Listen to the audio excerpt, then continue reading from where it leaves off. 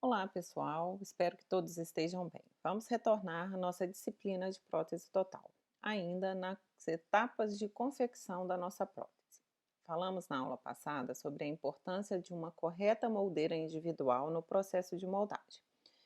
E falamos ainda da prova desta moldeira em boca, que é de extrema importância para o resultado final do nosso molde.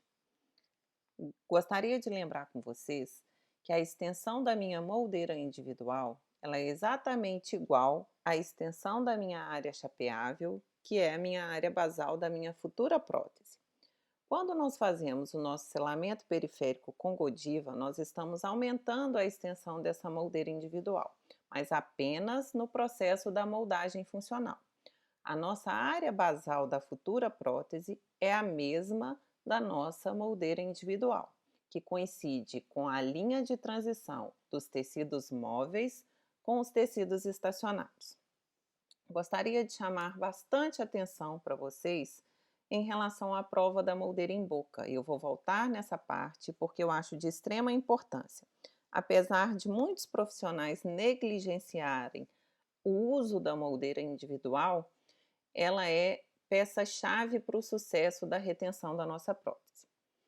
E outra coisa que eu gostaria também de chamar a atenção de vocês é o seguinte: muita gente fica resistente com a moldeira individual, acha que não precisa aprender, porque quando formar não vai utilizar, não vai fazer, enfim. Mesmo que você não faça no seu consultório, não tem a possibilidade da gente fazer uma prótese total sem o uso da moldeira individual. As técnicas de moldagem que a gente utiliza, vocês vão ver um pouquinho mais à frente, ela é dependente de uma correta moldeira.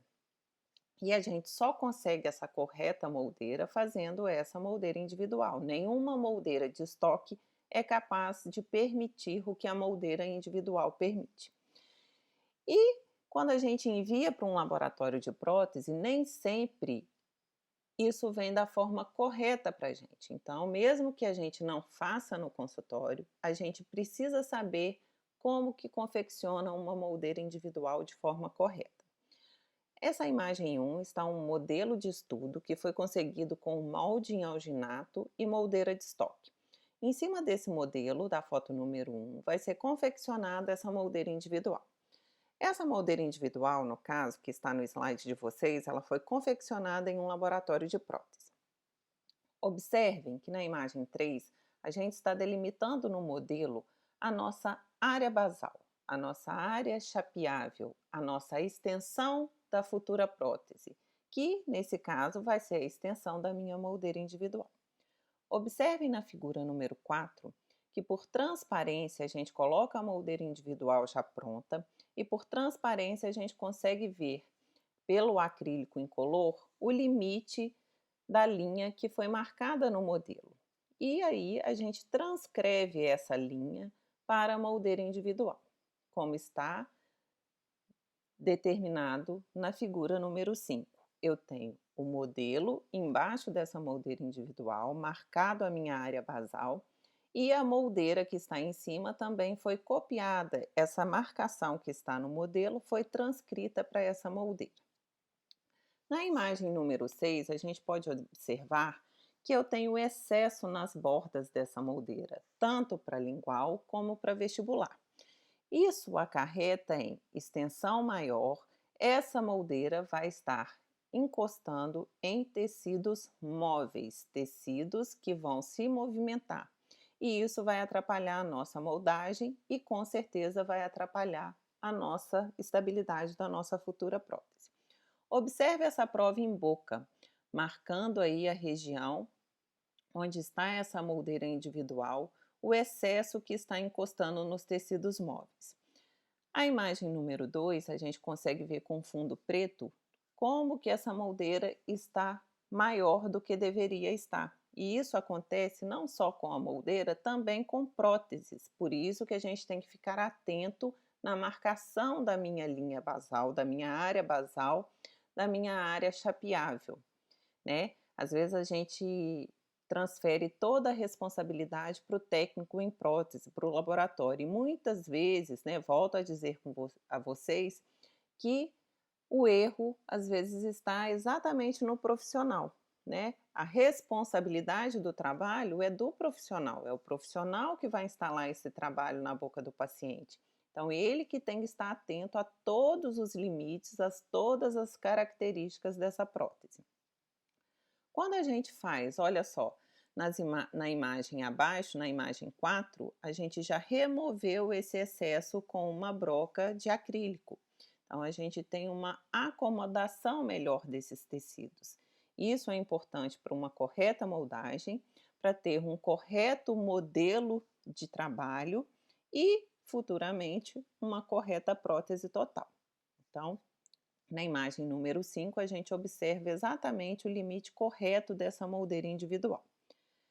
Na região superior também acontece a mesma coisa, né? E chama atenção a vocês que é uma região, a região posterior, falei na última aula que é uma região de importância para a retenção da nossa prótese no rebordo superior. É a região posterior, após a tuberosidade maxilar. E fazendo a mesma coisa que a gente fez no modelo inferior, a gente marcou o modelo, a área basal no modelo, perdão, e transcreveu essa área basal para a moldeira individual. E a gente observa na imagem 3 o excesso que a gente tem na região posterior, principalmente no lado direito de vocês. Quando a gente leva isso para a boca, essa moldeira, quando a gente prova em boca, observe nesse círculo vermelho, eu tenho uma extensão além do que deveria dessa moldeira.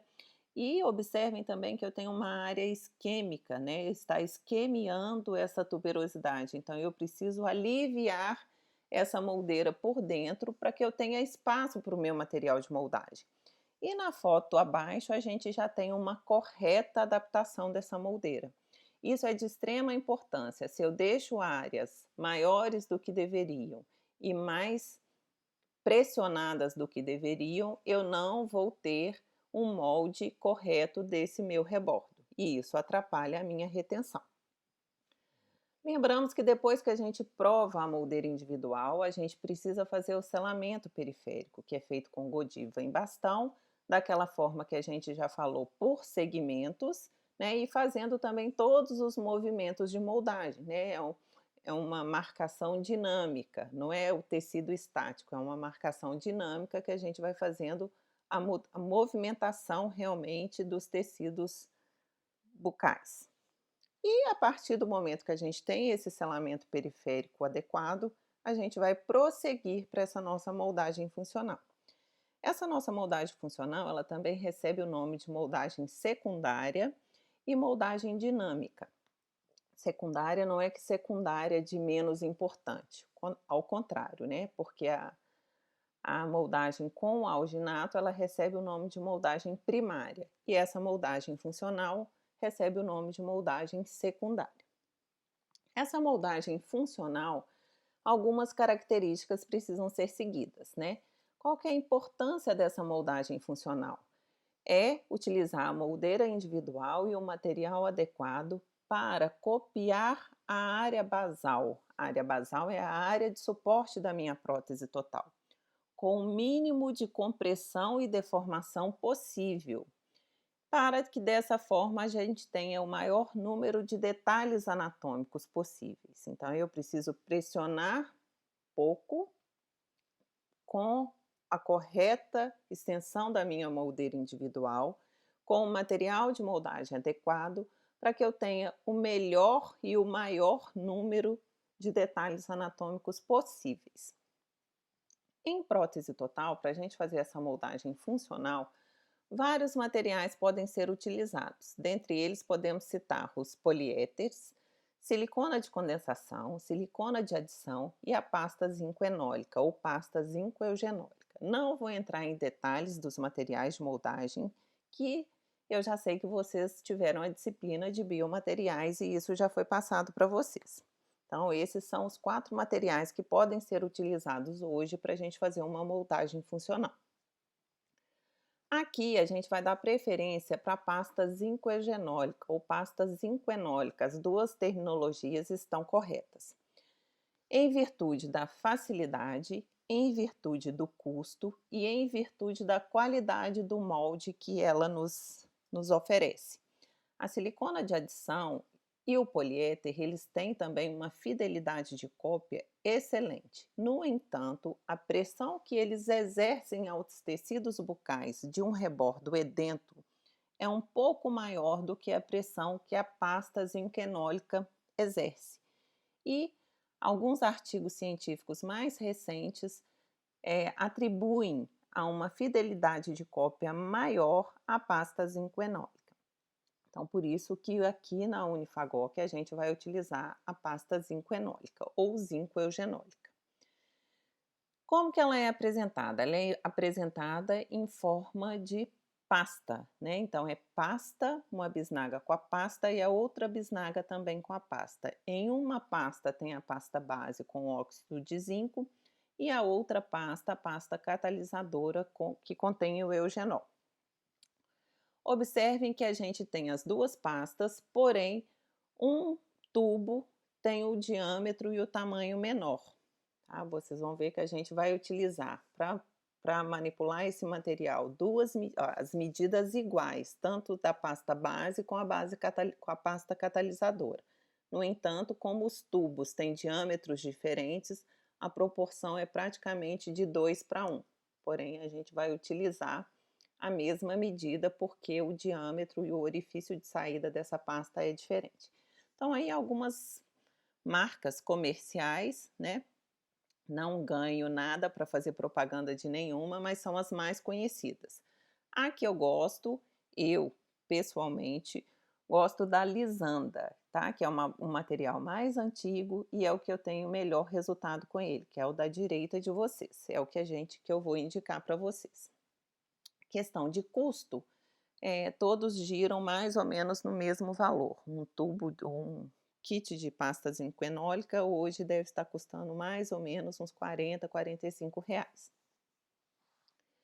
A pasta zinquenólica, né, só relembrando, acredito que vocês já saibam disso, é um material anelástico com boa fidelidade de cópia.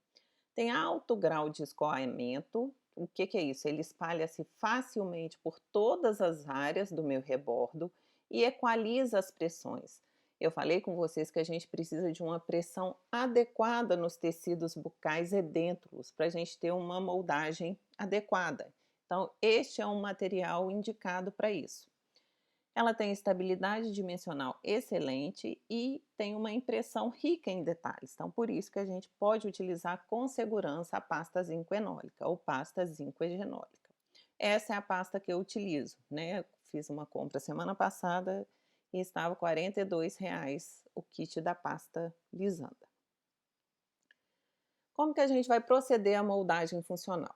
Primeiro, vaselinar os lábios do paciente, espatular a pasta, distribuir de maneira uniforme na moldeira e levar à boca do paciente. Assentar essa moldeira com ligeira compressão e esperar o escoamento do material. Durante o escoamento do material, precisamos fazer os movimentos funcionais, os movimentos de moldagem, marcando bridas, freios e etc. Só remover a moldeira quando estiver a presa final do material. E aí a gente faz a remoção do molde. Como que a gente vai manipular esse material? Ó, como eu falei com vocês, a gente usa partes iguais da pasta zincoenólica, né? Observem na figura 1, na imagem 1, que eu tenho o mesmo comprimento das pastas. No entanto, a pasta branca, o diâmetro é menor, a proporção é de 2:1, porque o tubo já vem para facilitar a nossa vida. Ao invés da gente colocar duas medidas do vermelho e uma do branco, se tivessem o orifício de saída igual, eles já fabricam dessa forma, né? Então, eu tenho o comprimento igual. A pasta zincoenólica, ela precisa ser manipulada com movimentos amplos, ou seja, eu vou sujar quase que toda a minha placa de vidro para fazer a manipulação desse material. Eu não sei se vocês tiveram aula prática de manipulação desse material, mas eu preciso realmente fazer toda essa movimentação. Observem na imagem 3 e na imagem 4 que a extensão da minha placa de vidro está praticamente tomada com essa manipulação. E esse tempo de manipulação, ele varia de 45 segundos a 1 minuto. Isso é importante para a gente ter a consistência correta e ter o correto escoamento deste material em boca. Então é importante, não podemos negligenciar essa parte. Não podemos manipular menos do que deveria. Quando a gente terminar de manipular, né, mais ou menos esse de 45 segundos a 1 minuto, eu preciso ter uma mistura homogênea, como eu falei, para o correto escoamento nos tecidos bucais. E aí a gente faz um teste de escoamento, como está mostrando na figura 1. A gente levanta a espátula e a gente fala que essa pasta zinquenólica tem que cair como fio de bala. As mulheres talvez vão entender melhor o que eu estou falando. Então esse material ele escoa, ele escorrega mesmo da espátula e cai na placa de vidro, que é o teste do escoamento. A partir dessa manipulação e com essa mistura homogênea, a gente vai preencher toda a moldeira.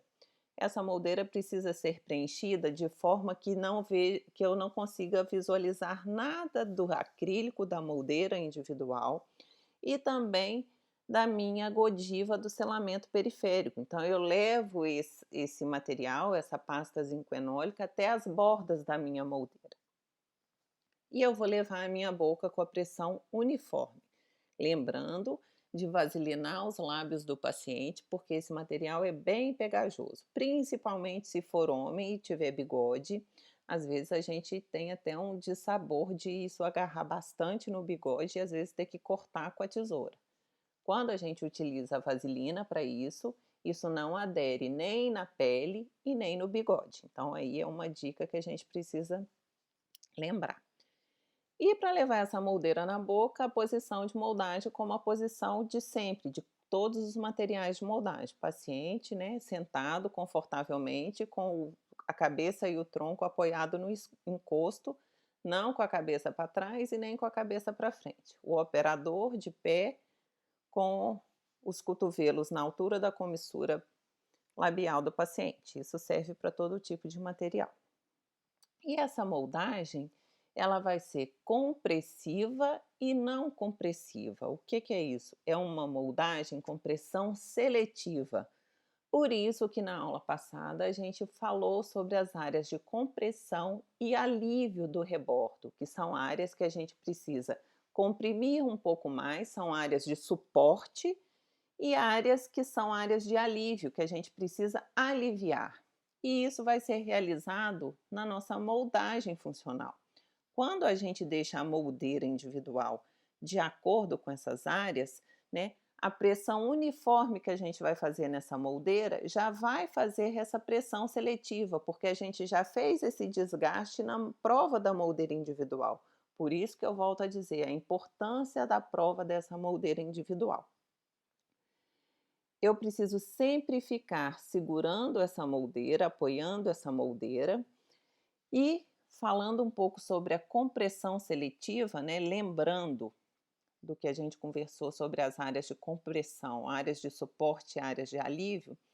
Tentei trazer um esquema para vocês, né? Eu fiz isso em forma de vídeo, mas eu vi que vocês não inscreveram lá no canal, então eu não posso deixar o vídeo sem vocês terem acesso, e o vídeo eu não consigo inserir ele aqui no Siga.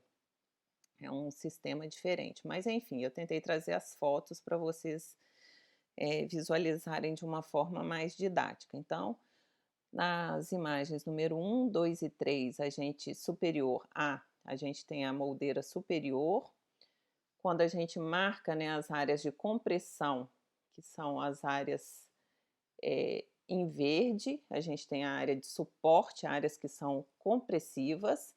Em azul, a gente tem as áreas de suporte secundário e em vermelho, áreas de alívio. Então, se a gente marcar no modelo e fazer a mesma coisa que a gente a mesma coisa que a gente fez na moldeira individual, a gente trazer essa marcação para a moldeira individual, ó, observem na figura 3, são as áreas que a minha moldeira, a área verde pode encostar um pouco mais no meu tecido bucal, a área azul tem que ter um certo alívio e a área vermelha tem que ter um alívio maior, Então essa prova dessa moldeira é importante para que eu consiga fazer uma compressão seletiva no momento da minha moldagem funcional. Bom, então como eu disse, né, essa moldeira deve permanecer imóvel, né, até a presa final desse material. E com essa moldeira em boca, nós vamos realizar aqueles movimentos musculares, né? Região de inserções musculares, e região de freio labial, de freio anterior e toda essa condição de movimentação dinâmica, moldagem dinâmica. Lembrando que eu preciso ficar com essa moldeira imóvel até a presa final do meu material de moldagem. A pasta zinco-enólica, ela tem uma presa, dependendo da marca, né, do fabricante, entre 7 e 10 minutos. Então, dá tempo completamente de a gente fazer a manipulação desse material, inserir em boca, pedir o paciente para fazer, né, falar aquela vogal A bem comprida, fazer todos os movimentos das inserções musculares, e a gente precisa realmente estar atento nessa condição da moldeira ficar imóvel. Após a remoção dessa moldeira, a gente tem que ter um material que tenha rigidez, resistência e estabilidade dimensional. Observem nessa fotografia que para fazer a remoção dessa moldeira, eu estou com os dedos indicadores lá na região posterior, mais ou menos região de segundo premolar ou molar, para fazer realmente uma báscula, porque a gente tem um vácuo muito grande e a gente tem uma retenção grande dessa moldeira em boca. E às vezes, se a gente puxar só pelo cabo da moldeira, a gente não consegue remover essa moldeira. Então, é interessante a gente fazer esse processo. Quando a gente tira essa moldeira da boca, o que que eu preciso ver no molde, né? Eu preciso saber, né? A gente tá aquela meio olhada assim com medo de não tá bom, mas não tem jeito não, gente. A gente tem que olhar realmente e ver se tá tudo certo da forma que deveria estar. O aspecto final do molde a gente tem que avaliar. Caso não esteja a contento, a gente precisa refazer essa moldagem. E o que que eu preciso observar? Se eu tenho a cobertura, né, do meu material de moldagem em toda a superfície da minha moldeira, inclusive na região do selamento periférico que foi realizado com a pasta com a Godiva de baixa fusão. Todos os detalhes precisam estar nítidos, principalmente as inserções musculares, região posterior, né? Tanto no molde superior como no molde inferior. Eu preciso ter uma espessura adequada e homogênea desse material de moldagem e, extrema importância, não ter bolhas, nem falta de material em algum lugar e nem material de moldagem repuxado em algum ponto. Se eu tiver essa condição, provavelmente eu vou ter uma distorção no meu modelo e eu vou ter um erro na confecção da minha prótese total. Então, quando a gente observa assim uma imagem de longe, talvez a gente ache que está tudo certo, mas quando a gente aproxima, a gente começa a ver, né, os detalhes que precisam ser corrigidos. Por exemplo, na região do palato, a gente vê que faltou material ou deu uma bolha aí. Talvez isso acontece quando a gente insere a moldeira muito rápido. E aí o material escoa muito rápido e aprisiona uma bolha de ar na região mais funda do palato. Então essa moldeira precisa ser inserida com uma leve pressão e uma pressão constante, né? De forma leve, mas constante, para que dê tempo desse material de moldagem escoar e preencher toda a região mesmo do meu rebordo. Outra condição, eu vejo um repuxado bem na região central do final do meu palato duro, né, região que vai ser importante para retenção da minha prótese e do jeito que está esse molde, eu vou ter um modelo de uma forma errada. Outra região importante no rebordo maxilar, né, da maxila, é a região posterior à tuberosidade maxilar. E aí na região do lado esquerdo de vocês, a gente vê que tem falta de material nessa região. Se a gente compara com o lado direito, eu vejo que a minha pasta zinco-enólica copiou toda essa região e na parte do lado de esquerdo de vocês, a gente vê ou quebrou esse material de moldagem quando saiu essa moldeira da boca ou realmente faltou material. E quando a gente tem erros, né, falhas no molde, talvez seja mais interessante a gente seguir a orientação de Genar Filho, que moldagens medíocres ou deficientes se corrigem melhor começando novamente. Talvez é melhor a gente fazer tudo de novo, porque é um tipo de situação que não aceita reembasamento, não aceita remendo aí desse material de moldagem. Então, realmente, a gente precisa fazer de novo. E um molde, um aspecto final adequado é que a gente tenha mesmo a cópia de todo o rebordo, tanto superior como inferior, que eu não tenha exposição do material da minha moldeira, porque aí é sinal que o meu material de moldagem preencheu todo o rebordo, preencheu toda a moldeira. Ó, observem as bordas, estão todas preenchidas. Então, realmente, a gente tem uma condição boa desses moldes, tanto superior como inferior. E a pasta zinco-enólica é um material anelástico, né? Ele não tem memória elástica, então a gente precisa vazar rapidamente. E algumas distorções, né, nesse molde e no futuro modelo podem ser evitadas. Como, por exemplo, se a gente remover essa moldeira da boca antes da presa final do material, com certeza a gente vai ter distorção no molde. Se a gente não manipular corretamente esse material ou manipular pouco, né? Falei com vocês que o tempo de manipulação, né, depende de cada fabricante, mas gira em torno de 45 segundos a 1 minuto. Se a gente manipula menos que isso, eu tenho um material muito fluido, eu tenho um excesso de escoamento. Se esse material está muito fluido, se ele escoa muito, ele não exerce a pressão adequada no meu tecido.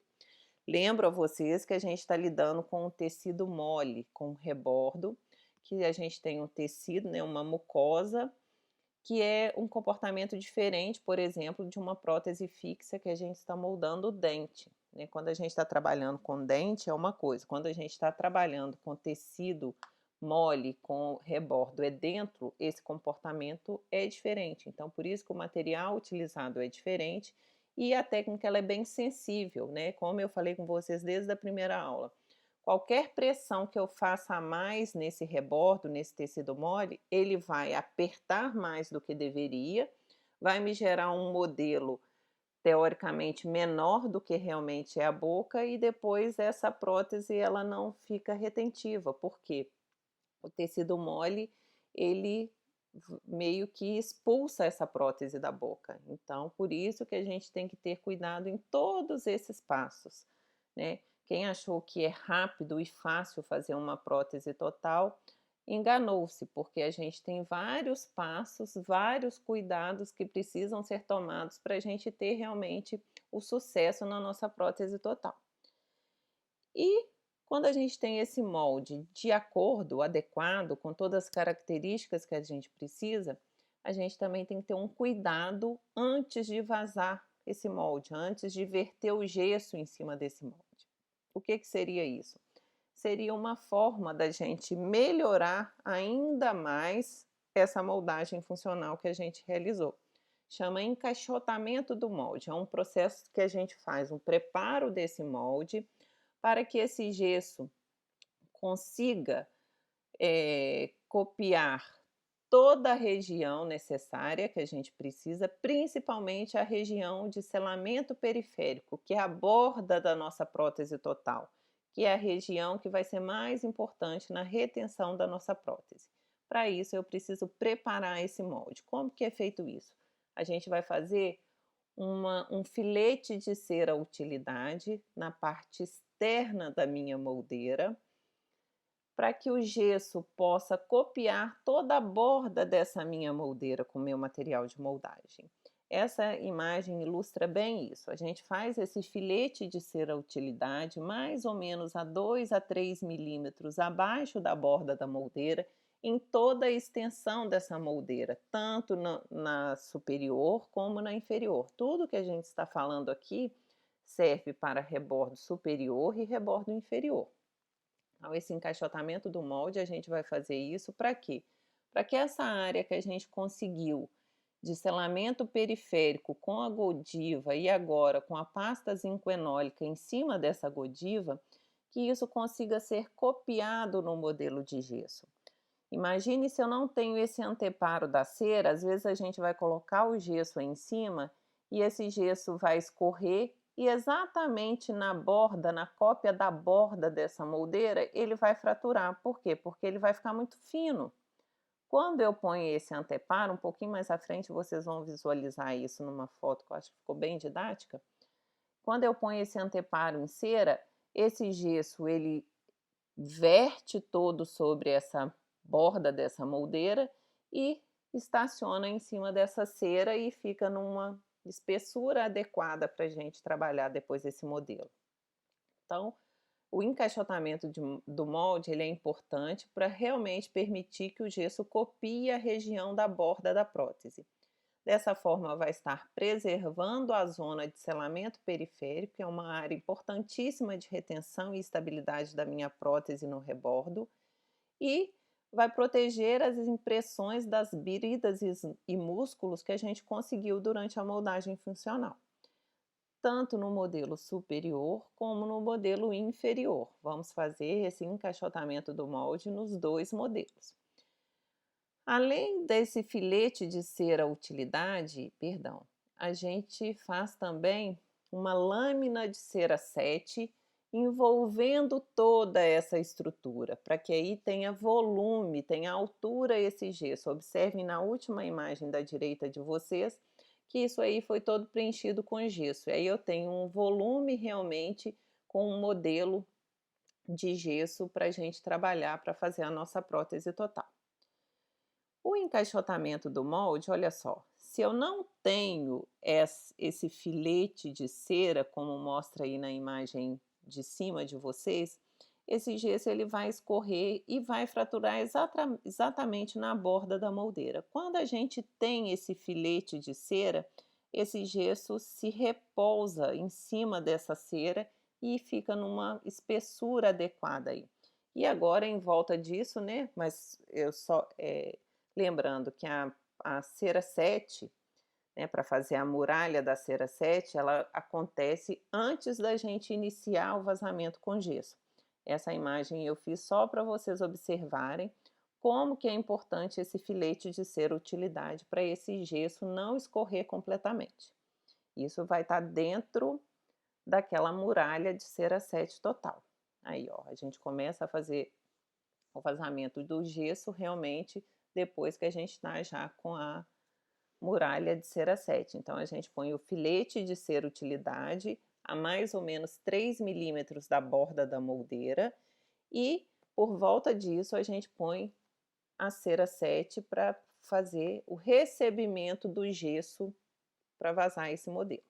Então, o gesso é um gesso de qualidade boa, gesso tipo 3 ou tipo 4, para a gente ter uma menor alteração dimensional desse modelo e uma maior dureza realmente, que a gente precisa de uma fidelidade de cópia desse molde que a gente realizou. E se a gente não faz o encaixotamento do molde, a gente não consegue ter a cópia fiel da minha borda, da minha moldeira individual, né, que teve o selamento periférico e a zinquenólica, e futuramente eu não consigo ter uma borda de uma prótese total adequada. Eu só consigo uma borda adequada quando eu faço o encaixotamento do molde. Ó, observem depois do modelo vazado a qualidade desse modelo, tanto superior como inferior, quando a gente faz esse encaixotamento do molde. Eu tenho uma borda, eu tenho uma extensão grande desse modelo para o técnico poder trabalhar para a gente fazer a nossa base de prova, nosso plano de cera e futuramente a nossa prótese total. Com esse modelo adequado, a gente vai fazer o plano de cera. O plano de cera vai ser, né, o nosso passo antes da nossa prótese total. Em relação ao nosso plano de cera, a gente vai conversar na próxima aula. Fico à disposição de vocês e até a nossa próxima aula.